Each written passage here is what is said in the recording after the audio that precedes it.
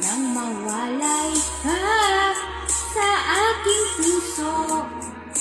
Kung bakit hanap-hanap ka pa,